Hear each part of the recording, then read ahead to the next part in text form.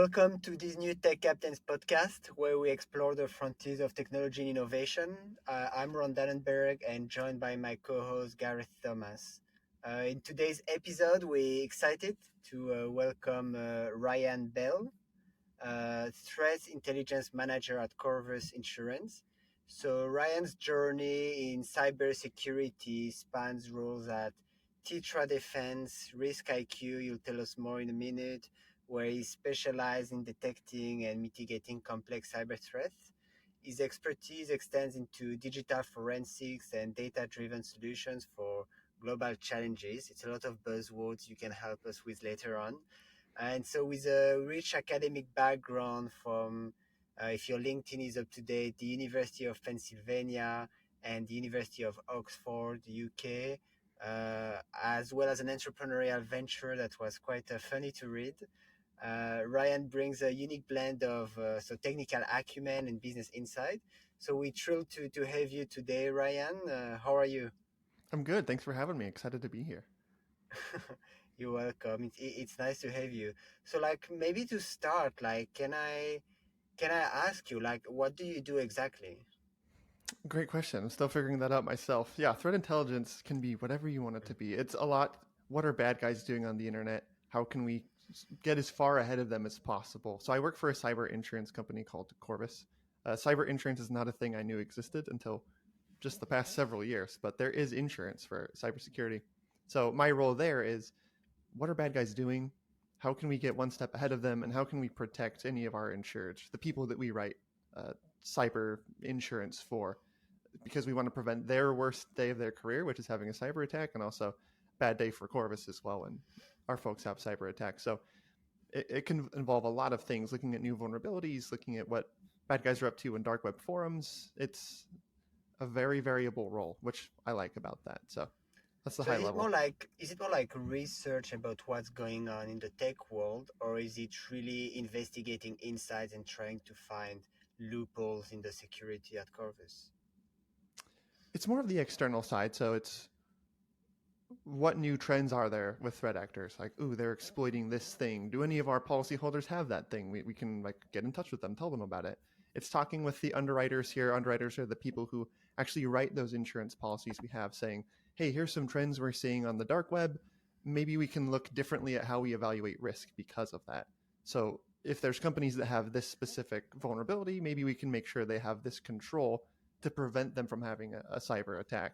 Even if they don't write a policy with Corvus, some of those insights can help them better their cybersecurity posture. So tons and tons of research. I do work with our internal security team, so it is Okay, helping make sure Corvus also stays safe, but it's kind of the threat intel guy for the thousands of businesses we write insurance for as well. I see. And how technical really is that role? Because your background is in sociology and computer information, which is not computer science. So tell us. Yeah, I have a very interesting long story to get into tech. So I'm not the most technical person of all. It's more learning quickly on the fly. There's tons of new vulnerabilities out there, a lot of them in products never have heard of before. So I don't know if you've ever heard of the Clop ransomware group. They're just one of those ransomware gangs this year that they found some zero-day vulnerabilities in something called Move It, which is a file transfer and storage solution. So maybe with your bank, you upload a document to get a mortgage, it might go to something like Move It. So that way you can like save your Mhm. application, access it later. So this ransomware group found an exploit in that thing. I'd never heard of that before ever. So as the threat intel guy, obviously we're like, oh no, this is a big deal. What is this? How does this exploit work? Which is very technical. You have to read through like the code of how the exploit's working, how people are really making this happen and exploiting this vulnerability. So it can get very technical. It can be learning on the fly as well. So So if I understand correctly, you do a lot of research, like scrolling online, clicking everywhere, going in dark places, reading what's going on, official reports, non-official reports, and then you condense everything and you share it with your team internally. Is that accurate? there is a lot of that. We also collect our own data. So we're collecting dark web data on who gets hit by ransomware. We're scraping that all together. We're looking at insights on like, are there any trends in who gets targeted? that we can learn from. So there's a bit of data analysis in there as well. So there's the research part, there's the data analysis research part. It can look like all sorts of different stuff. But yeah, you're right. We take that raw data, whether it's from clicking through dark web forums or analyzing data, and then condensing that into actionable intelligence to then present to our team. It sounds like a very interesting job, actually, very multifaceted then, really. So you're providing a public service in terms of looking at the sort of the threats out there in general for businesses. Then you're providing help to the internal teams at Corvus, and then you're also providing potentially help to Corvus's customers, right? So that's I didn't realize that kind of role even existed. That's very interesting. It doesn't. I think they made it for me. I'm just a person who needs a lot of variety in my life, so it's the perfect role nice for to have me. a role in made that for sense. you, though. I like that. Yeah. Absolutely. Yeah. And all of our stuff is public as well. So when we are investigating these vulnerabilities, we're writing it up, we're sharing it with everybody. So our insureds, but anyone else as well. We want that research we don't want bad guys to win, no matter who it is. Right. All right. So how do they judge your effectiveness? By how many threats you find? Because you might start creating them yourself. I hope not, but yeah, a little metric hacking going on there. Yeah, looking back, it is a lot of what threats did we alert on? Did we miss anything? Did we have any claims for threats that we didn't flag ahead of time? So yeah, we get judging threat intel can be difficult, but there are creative ways to do it. And that is one way we sort of grade ourselves is, did we identify the things we should have? How does it work like after internally? Because I suppose there is at least an IT team at Corvus, but is there an actual tech team that implements the changes, or is it usually through third parties and suppliers that this happens? We have a big, very sophisticated tech team. So we do most of that stuff internally, which is cool. So we're able to just sort of work together to make that stuff happen. Corvus is a very tech driven place. So we can do all that stuff pretty much in house. And you were talking about Klopp, and I was reading. I think it was a video that you did earlier this year, and you were talking about. I think it was done, like April or May time, because you were talking about how in the first quarter of the year there'd been a big increase in ransomware attacks. I think that was this Klopp group, right, that were behind that. So one thing I'm wondering is now, obviously, we're almost at the end of this year. So the first question is, has that trend stood up through the year? Have you seen this big increase in ransomware continuing? Absolutely. We are actually looking back at all the numbers. Obviously, we're wrapping the year up, and 2023 was just wild. Yeah, it was. Previously, 2021 was the big year for ransomware. 2022, things kind of decreased a little bit. Maybe it was a bit of Russia, Ukraine. Maybe it was government sanctions. Who knows? 2023 came back with a vengeance. So yes, you are correct. In Q1, Klopp hit a mass exploit. We called that out. They did it again just a couple months later. So at least 2 times this year, they were on the cutting edge of finding a new vulnerability and then exploiting it en masse. So typically ransomware groups are kind of one step behind. Like state-sponsored threat actors who are better equipped financially and technologically will find new cutting-edge vulnerabilities, and then that code will leak, and then ransomware groups will pick it up down the road later.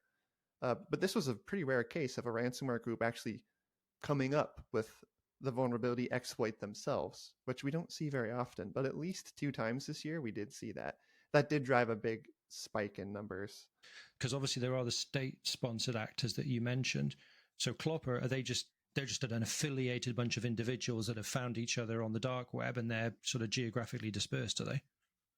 Yeah, and folks are always surmising ties to different government entities. I can't speak to that with CLOP, but we do know they're a small, tight-knit, nimble, and very technologically advanced group who just folks that know each other and work together to pull off these sort of operations. And one thing that's quite important, I don't know if it has been made clear so far in the podcast, is that Corvus Insurance is actually a smart cyber insurance solution. I mean, that's what at least the tagline says. It's not a health insurance or anything like that. It's really cyber insurance. So I don't know if you can dig deeper into it explains better why somebody like you is needed when you sell insurance, cyber insurance solution. You need to be at the best yourself. But if you can explain exactly what kind of insurance is it exactly? Yeah, so cyber insurance is just trying to mitigate as much of the risk as possible of the unknown happening in the cyberspace. So if anyone from a small dentist's office to large tech startups are obviously online and have a presence and need some sort of protection against that unknown case in which they're exploited, their systems are taken down, they're not able to conduct business, all their data is, who knows, data is deleted.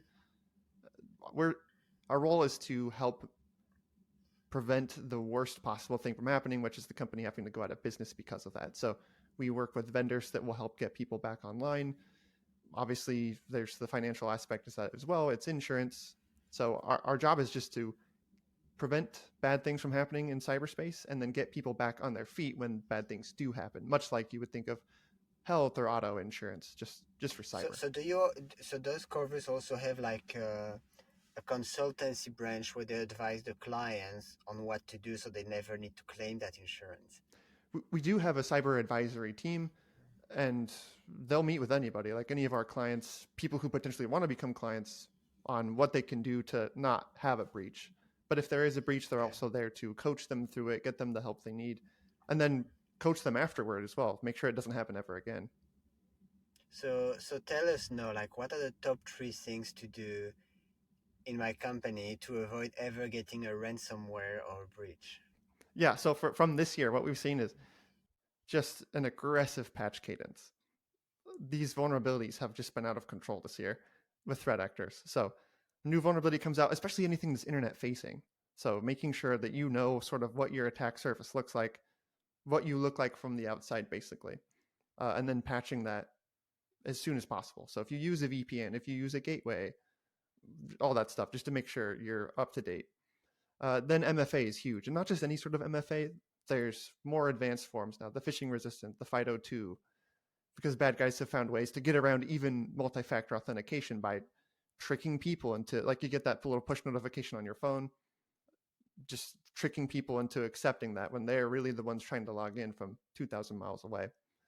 And then EDR, which is endpoint detection and response, another huge one, just to have that rolled out all throughout your organization. If you're working remotely or on premise, just gives you better visibility in what's happening on each computer across your organization.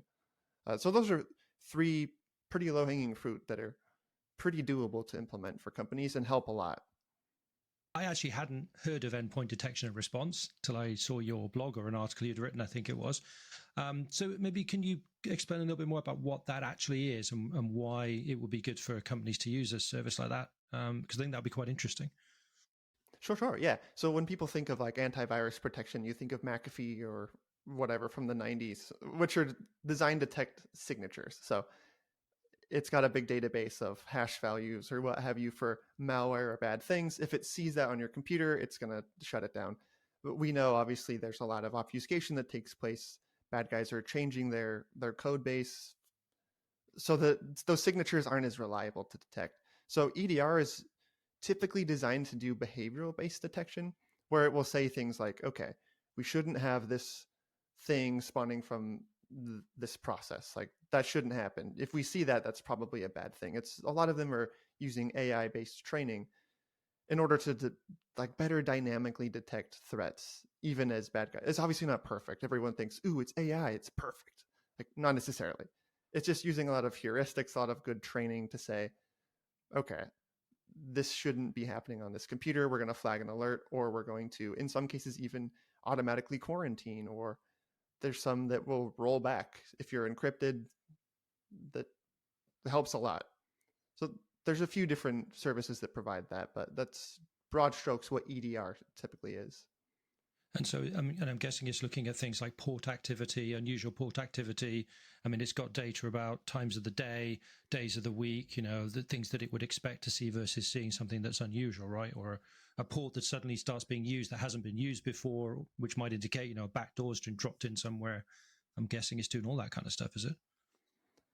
Rather than the port, it's more so on like your individual machine. So it would be on your laptop specifically, and it would say like, oh no, this thing is running from Gareth's folder where stuff shouldn't be running from. It's going to flag and be like, that looks like a backdoor. Based on what it knows from lots of training with malware, what a backdoor typically would look like, it's going to see something and be like, this looks like a backdoor. Okay. So yeah, it's typically on it's called endpoint detection because it's on all the endpoints on all the individual laptops, desktops, etc. Just gives you better visibility into like what's running on Gareth's computer and should that all be there and be happening. Yeah. And I want to go back a bit in time, Ryan, and if you can tell us then, how does someone who studies sociology for a few years end up in cybersecurity? Absolutely, yeah. So again, I winding past end up into tech. I started in psychology, realized I liked groups of people more. That was more compelling to me to explain behavior. So I jumped into sociology and quickly realized my job prospects were pretty bleak. So I picked up digital forensics as a second undergraduate degree, thinking, okay, sociology is fun and interesting, but if I need a job, I can go get one in digital forensics if I have this other degree. Didn't learn my lesson, ended up doing a master's in sociology, which took me to the UK, which was tons of fun. And I accidentally got exposed to data science there in that graduate degree. They were very technologically advanced. They was very stats driven. So they were like, cool, here's Python, here's Stata. We're going to run some numbers and stuff, which at the time was stressful, but ended up being really good, learning how to code a little bit. So after that experience, I got my first role in cyber, kind of like, all right, well, I like groups of people. I like how they think. I also like coding. So threat intelligence kind of makes sense. It's like, what are bad guys doing? The sociology aspect. And then like, how are they doing it? The technological aspect. So that's kind of how I roundabout found my way into threat intelligence coming from sociology. It's been super useful, again, because it's like groups of threat actors on the internet. That's sociology. It's fascinating. That's interesting. I mean, it's true that cyber threat is sociology. It's humans at the end that are behind piloting everything, right? Yeah. Human behavior is And driven, isn't it? Absolutely. and I also like when the guests on the show give us like a fun or horror story. But for you, I think if you tell us about you were in high school about 10 years ago and you had a side business selling bagpipes and drums, is that why you came to the UK after? In a way, yes. So I went to a high school in the United States that had a bagpipe band. Just for anyone that is not familiar with the United States, that's not very common. Like But we it's not common we anywhere, don't worry. oh, okay, good. Yeah, yeah. Somehow loved that, fell into playing bagpipes and drums, and I found out that you could get stuff cheaper if you got a business license. You could buy wholesale bagpipe parts. So I was like, cool. Hey, mom, I need a business license. I'm 16. I can't like. Can you sign up for? Can you like co-sign this for me? She was super cool, so she did it. So I got my business license so I could get bagpipe parts cheaper. But then ended like all my friends would be like, hey man, I need this new bagpipe bag. Sheepskin would be great. And I was like, cool, you got it. Order it from Nova Scotia or whatever. So it just kind of turned into a business that for a 16-year-old kid made some decent money. So it was really fun too. Just It's funny. because Some bagpipers are, some high school students deal drugs, but you deal bagpipes. yeah, they were doing the crack pipe. I was doing the bagpipe. Exactly. That's Yeah. funny. And it was, Are so loud though, aren't they? They're so incredibly loud, bagpipes. It's unbelievable. they are. Yeah. There are some indoor ones that are a little quieter, but not super common. Yeah. Everyone seems to love bagpipes. I lived in Scotland for a while, and the apartment I lived in, there was a if you can imagine a road, there's two blocks of apartments and a road between them, a 2-lane road. And we were in our flat one day, my wife and I, we could hear these bagpipes playing, and we were thinking the guy was in the same building. He was on the other side of the street in the apartment opposite with all the windows closed. We could see him marching up and down with his bagpipes, and you could hear them in our flat with all the windows closed. I mean, the things are just unbelievably loud, unbelievably loud. Yeah. Don't quote me on the history of it, but I think they were designed for war. So it makes sense why Yes, they're probably. supposed to be. Yeah. Yeah. They are very loud. Yeah. And there's in Glasgow every year, the World Bagpipe Championships. I kid you not. That's a real thing. So if Yeah. you're ever in Glasgow in August, go check that out. There's another thing like we do in usually when we have a guest here. Like every single guest, we've asked to recommend a book, and the one you send us in advance of the podcast is called "Range: Why Generalists Triumph in a Specialized World" by Daniel Epstein. So can you tell us more about this book and why this one? Yeah, this book is like chicken noodle soup for the soul for me because again, I have been, it feels like wandering to where I've gotten, and that can feel scary sometimes. I think a lot of people feel behind because you look at like Mark Zuckerberg invented Facebook when he was 26 or whatever. Tiger Woods started golfing when he was 2 years old. And here we are in our 30s, 40s, and still are like, I haven't started the next great company. Am I behind? And this book's answer is no, we're not behind. In sort of this era of like hyper specialization, this is saying like it's actually helpful to be a generalist. It's helpful to have this diverse array of experiences to bring to bear on whatever it is you do settle on and decide to do. So for me, who wandered from psychology to sociology to forensics to cybersecurity and who knows what next, this is ringing true for me. Drawing experiences from other entirely different fields of study have been helpful for solving problems in entirely unrelated fields as well. So this book to me was really good in terms of like, hey, you're not behind, you're doing great. Getting all the different diverse experiences you can is super helpful. This whole hyper specialized person who started doing this thing when they were 2 years old is rather like the exception rather than the rule. Whereas we think of it the opposite. Yeah, and but Gareth, like you might remember, we had a few guests, and the way they say it should be in this debate, generally specialists, is more like they like to say T-shaped. Yes. Where it is wide like and deep. A very general, broad base that's wide, but then you still specialize into something. So I don't know what you think about that, Ryan. Yep, absolutely. So this book's premise is like, be a generalist for as long as you possibly can, but then find the thing you're going to specialize in and draw from all those generalist experiences to be an even better specialist in that thing. So it's not to say don't become an expert, like truly do, but become a generalist first and then draw from all of that. You think of like a lot of the big problems in the world, and again, to draw sociology theory here, the communities we're in tend to be very alike. So like in cybersecurity, I'm friends with other cybersecurity people and they're friends with other cybersecurity people. If I have a problem, I can ask them and they're going to give me answers that are very insularly cybersecurity community. But if you're a generalist and you have a diverse array of experiences, you can draw from other things you've done entirely unrelated, tennis, jujitsu, whatever, to maybe help you solve some of the problems in cybersecurity or tech. Just going back to what your comment you made, about feeling like, well, I'm now in my 30s or my 40s and I've not created Facebook or whatever, Google, I haven't done these things. So am I not successful? But I don't remember the actual number, but I definitely saw an article a few years ago. They were actually looking at the data around inventions and ages of people that had created, significant inventions.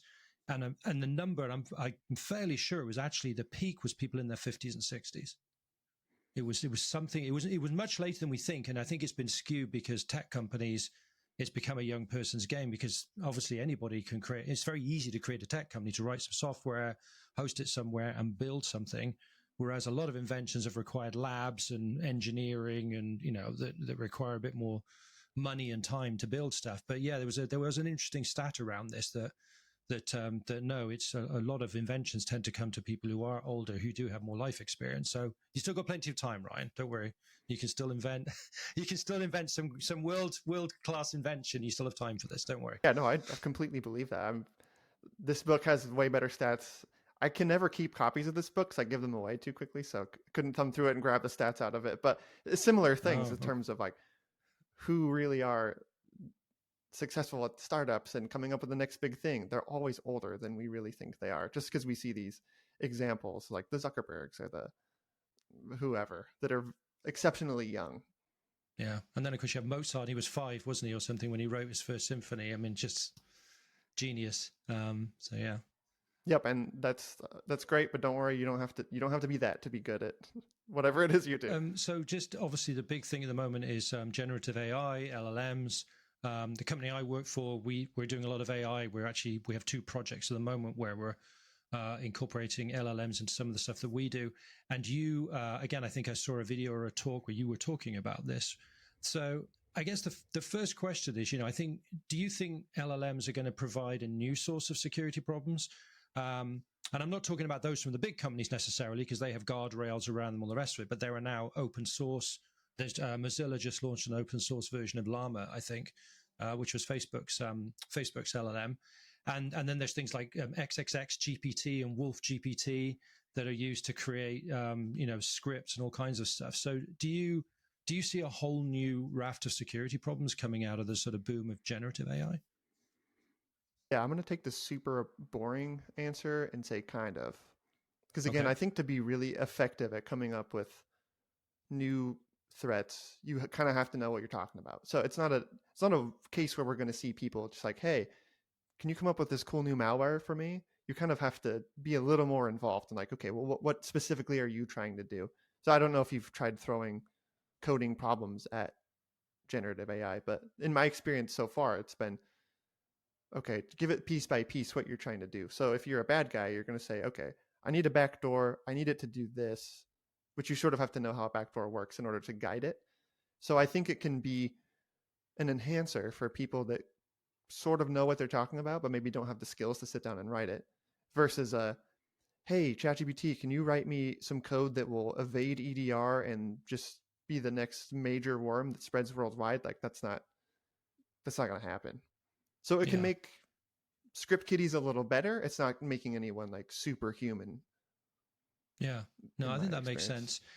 sense. And then the other thing that's kind of an area of concern, right, is the data leakage in this. So obviously, prompts that people are sending potentially used for training data. I know OpenAI have now introduced some changes around this, and obviously there are enterprise LLMs now, Bedrock on AWS, where you can get around that. But there are going to be companies that are going to unknowingly expose some of their data, right, through this. Do you see this as a problem and maybe a lack of awareness? Oh, absolutely. Yeah, this is a thorny issue for sure. You're right, because you have to throw some data at it to train it to get it to do anything at all. And so how to get it to effectively do that without proprietary data that then leaks, it's a big issue. I don't have a simple answer for, but I think companies, at least knowing that, having their own policies in place or putting policies in place, what data are they going to train it on? What data are they going to use in their prompts? Where is that going to be stored? Is it going to be trained and sent elsewhere? Like, there's all definitely stuff to be aware of, because they're very, very wide cases of accidental data exposure, which I Yeah, think we'll continue to see with this new AI sort of revolution. that's good. I mean, Ryan, I mean, I had maybe one last thing to ask you. If you need to give advice to anybody who's not from the tech world, doesn't necessarily want to become a developer, but still want to go in tech in one way or another, like what advice would you give them? Yeah, I would say there's so much in tech. There's so many different roles. You don't have to be a software engineer. You can come from sociology. You could come from law. I'm sure you guys have as well, like people who have their MDs, their doctors, decide tech is for them. They make the jump in their 30s or 40s. So I'd say there's a lot of room for you, and it's never too late for you. Bring the experience you have to make you better at tech. Bring new solutions that we aren't thinking of. On this sweet advice, we will leave you, Ryan. Thank you so much for coming today, and for anybody listening, we'll be back in 2 weeks. Bye bye.